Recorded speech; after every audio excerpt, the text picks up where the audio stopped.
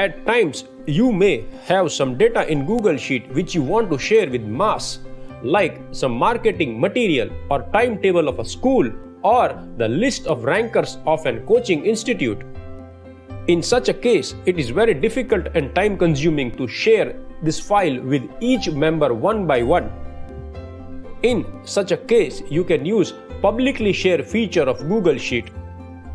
By this, anyone having the link of the sheet will able to access the sheet. And you can even share that link in your website or social media. Let's see how this is possible. First of all, click on share. Then click on change to anyone with the link.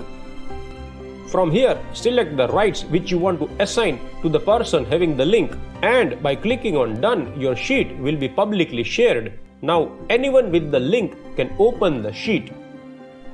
To restrict public sharing, follow the same steps. Over here, instead of anyone with the link, click on restricted. Publicly sharing will be deactivated.